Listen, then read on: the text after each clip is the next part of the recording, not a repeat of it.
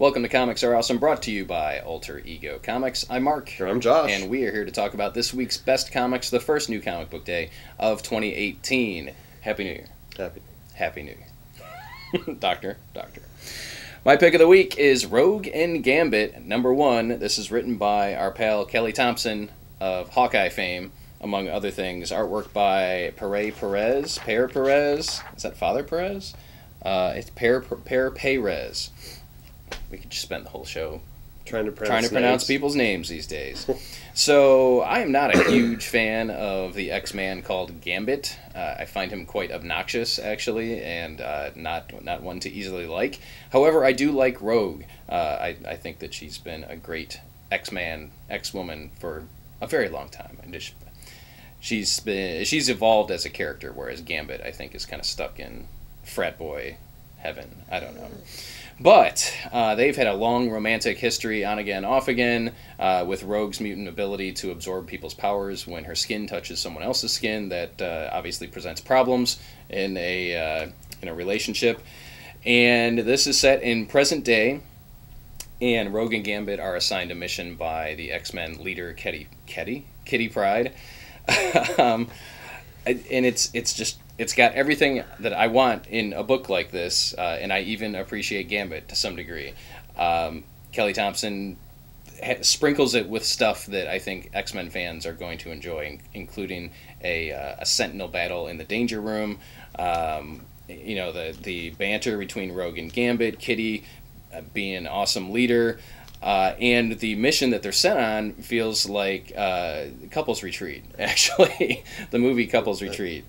And I feel like this could be a mutant romantic comedy, and actually that may be a good line for it. So Rogue and Gambit are sent to an island retreat where mutants go to work through their issues, and everything may not be as it seems. Artwork is they were sent specifically because it's not as it seems. Right. They're on a mission. They're on a mission, but even they may be caught off guard by some things. I really enjoyed this issue. It was fun. It was great to look at. Kelly Thompson is an amazing writer, and at this point I will read anything that she writes. So that is the primary reason I picked this book up, and I'm glad that I did. Also on the X front this week, the next part of Phoenix Resurrection, Part 2 is out. Still don't know what's going on. I actually like this one a lot more than the first one, but check that out if you're an X fan. My pick of the week this week is Star Wars Forces of Destiny Leia. Mark, what is Star Wars Forces of Destiny? Oh, it is a cartoon and toy line aimed at young girls and focuses on the female characters within Star Wars. That's all I know. I have 3 boys. So. That's more than I know, so I just knew that it said Star Wars. There's a toy line so and a doll line, and then I think there's a cartoon series on Disney XD. I don't have Disney XD, so... So we're going to get a series of one-shots. Is it 4 or 5 one-shots? It's one every week. This month. Yeah.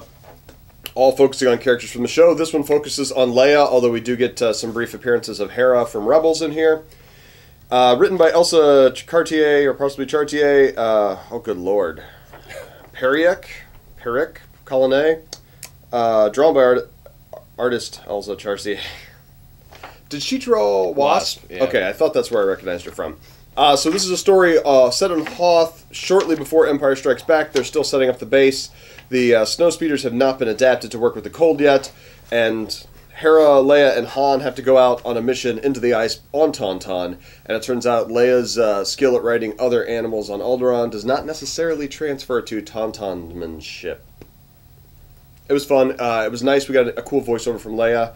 And it's nice to see kind of chunked, self-contained stories in this time period with characters we love. So if you're a Star Wars fan, it's definitely worth it. Obviously, if you have any young girls or people who like the cartoon, that's probably worth their time as well. Next up for me, we're going to stay in the world of licensed comics, actually 20th Century Fox licensed comics. I'll be a geek that way. Planet of the Apes, Ursus. This is a 6-issue miniseries, issue #1, written by David F. Walker, who has played around in the Apes universe before, illustrated by Chris Mooneyham. So this is set during the first film when Charlton Heston's Taylor and his crew end up crashing on the planet of the apes, and this is all from Ursus's perspective, which we never really get to see. So anytime we get to explore parts of Planet of the Apes that I've never seen before, I'm glad, especially when it's well written and well drawn, which this one is. So we've had a lot of Apes stuff come out in recent years, from crossovers with Green Lantern and Star Trek to Kong to all kinds of stuff. But as long as it's good, I'll keep buying it. I'll keep checking it out. And for you Planet of the Apes fans, you definitely want to check out Ursus. Was very impressed with the first issue. Next up, staying in miniseries land, we've got Batman White Knight #4, written by Sean Murphy, written and drawn by Sean Murphy with, what, art or colors by Hollingsworth? Yeah. Yes. Colors. See, now you mentioned a colorist in one comic, so we have to go back and mention colors. Well, then Sean Murphy should do less and share the credit, I guess. I don't know. This continues the story of the Joker getting fixed and becoming Gotham's White Knight and trying to lead a political crusade against the corruption that is Batman. And this is really, really good. I still am not 100% sure if the Joker's a good guy or not. Maybe in this book. But I really love what Murphy's doing with the two different versions of Harley Quinn and their reactions to Napier coming back. Napier, that's only from the movie, right? The 89 Batman movie is the only time Jack Napier is actually the Joker's real name. Call us out if we're mistaken here, but I think be. that was the introduction of the character of Jack Napier. But this issue, basically, Napier is working on an initiative to kind of reform the Gotham PD. So it's a lot of him talking to Gordon, and I really like Gordon in this book because we get to see him conflicted about his relationship with Batman. He defends it, but also he knows there are parts of it he can't defend, and it's very human. And I also love Dick and Babs in this because obviously Babs has a specific point of view, being the daughter of the Commissioner and an ally of the Bat. Just top-notch work. Also in the Batverse this week, we get Batman and Signal #1. This is a 3-issue mini story by Scott Snyder, written by Jason Patrick, I think. Written by Tony Patrick. Jason and art Patrick by, is the actor from Lost Boys. Yes. Which one's the one from Terminator 2? That's Robert Patrick. Robert Patrick, okay. Why I know all this stuff. And Robert Pattinson is the one from Twilight? I will say yes, but I will pretend like I really don't know the answer to that question. Well, this is drawn by Cully Hamner, who was he did Conan. The Lone Ranger, right? Is that somebody else? That's Army Hammer. Oh, okay. That's Arm and Hammer. What kind of a name is Army Hammer, by the way? Just don't make fun of people's Army, names, I don't know man. if you watch this podcast, watch this video, but Army Hammer?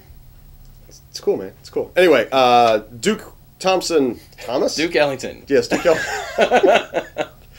Duke Thomas. So if you don't watch Big Mouth, this all seems ridiculous. I've probably seen ridiculous before. And you should watch Big Mouth on Netflix, by the way. As long as you're not offended by As long as you're anything. over 21. Batman and the Signal. It is the story of Duke Thomas finally getting a code name and a role in the Bat family, and it's a little different than the one you expect. He is the only Bat family member with powers, so that kind of plays into it. And this is spinning out of stuff that happened in Metal, allegedly. So if you're a Bat fan and you like Thomas, you liked the We Are Robin storyline and stuff like that, it's a good thing to check out.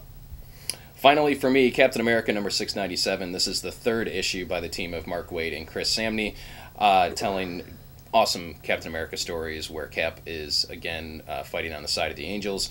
Not that there was anything wrong with Nick Spencer's run. We will just apologize for that every time. We're not really apologizing. Yeah, well, I feel like, it's definitely a change in tone. Yeah.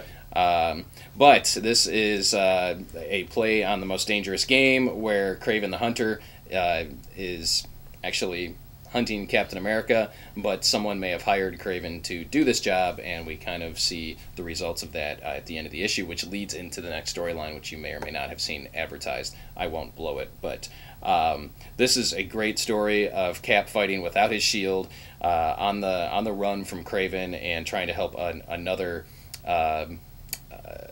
prey who's also trying to escape Kraven's clutches. Like I did that? Kraven's clutches. Nice. The other thing I want to mention about this issue is this is the first of the Where is Wolverine issues. So there is post-credit sequences. Yes, there is a bullet.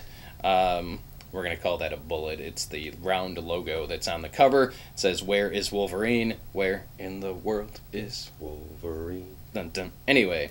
Take it, Rockapella! So, yes, look, it actually gives you the issues from Marvel that are coming out in January, February, and March that will have kind of an after-credits scene helping us figure out where Wolverine is. This is the present day Wolverine that returned in Legacy. So if you're into that sort of thing, this is the first place to get the clues of where Wolverine might be.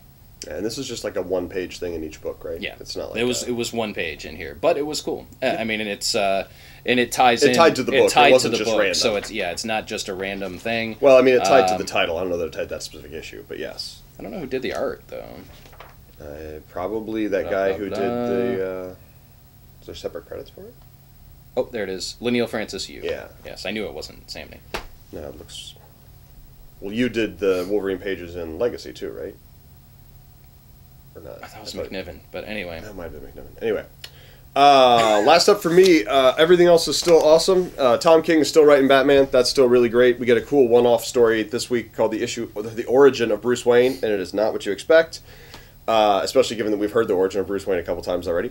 And then also the Sons of Tomorrow, Super Sons of Tomorrow, carries on over in the Super Books. This week is Part 4 in Superman, still written by Tomasi and Gleason. And I will read about anything Pete Tomasi writes, so you probably should too. Thank you. If you like super people. I will chime in with, yes, those books were awesome as well. So it's 2018, a new year, and time for some resolutions. I know I have some. Do you have any resolutions?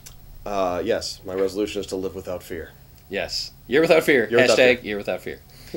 That is the theme this year. Year without fear. All right, so many of you know, as we start the episode, that this is Comics Are Awesome, brought to you by Alter Ego Comics. We do have a website where we offer the goodies, the items that are in the shop. It is alteregocomics.biz. Now, we also have a .com site, which is for high-end action figures and statues, but graphic novels, pop vinyl figures, games, that sort of thing. No single issues, but everything that you would find in a comic shop, you can find at alteregocomics.biz. So, you could do me a favor and check out the site sometime this year. Check it out and see if anything floats your boat. We would appreciate it. Also, we would appreciate it if you like this week's episode. Give us a thumbs up on YouTube so that it gets in front of more people. And what else? Come hang out with us in our private Facebook group, Comics Are Awesome. We'll put a link in the show notes for that. Head on out to your local comic shop. We know it's cold. If you're in the Northeast, if you're in the Midwest, it is absolutely freezing. But hot comics are waiting for you. Hot buttered comics. Hot buttered comics. Go find them at your local comic shop. Thank you for watching, and we'll see you again real soon.